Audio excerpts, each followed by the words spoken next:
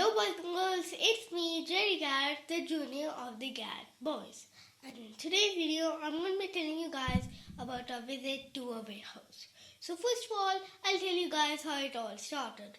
So first of all, of course you know we are homeschooled, and what happens is we go on industry visits. So we go to places, visit, and you'll usually see a video there on our YouTube channel. So first of all, I'm really interested into cars and all this type of automotive vehicles. And then I begged my father to take me into this warehouse. And then, of course, my dad's friend was very gracious. So he allowed us to come, and he taught us everything very nicely and calm. So first thing I understood is something called Tier 1. And so basically what Tier 1 is, so there are all these companies like TVS, Honda, which makes bikes, autos and etc. And they only create 15% of the parts which you see in a bike. Others come from this process called Tier 1.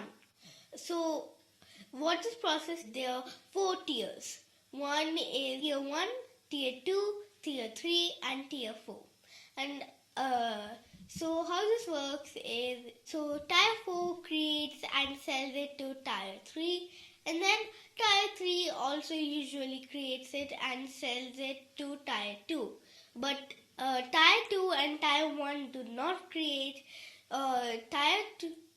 Tier 2 gives it to Tier 1, and after that Tier 1 gives it to a company, for example TVS or Honda, and Tier 1 also gives it to distribution company, and for example you have a bike and then you go to a nearby workshop to repair your bike. But where will they get the parts? They get it from a distribution company like the one we went to. And this company is also something called B2B. It means business to business. It does not do, for example, the distribution company to a customer, which is basically you with a broken bike. But they do not do that. They do B2B, which is business to business. Basically, they give it to a workshop. The next thing they taught was something called warning signs. I didn't know a lot. I don't remember a lot of them, but I got a few of them. So first thing I remember is something in which if the demand of some part you have, like tires or engine or whatever, if the demand of it is low and you're buying more and more of stock of that means there'll be a huge loss in the company.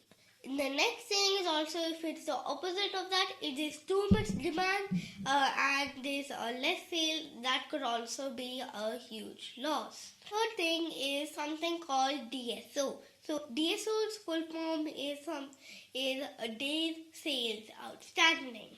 So it's basically they buy something and they say they'll pay it later.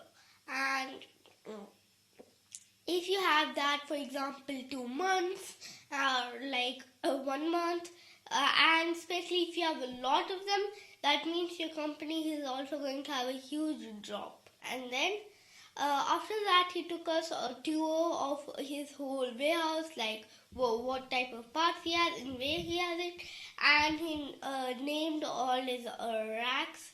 And what I also liked is in somewhere near, in one of the racks, it was named and it had parts for TVS, Honda, Hero and more.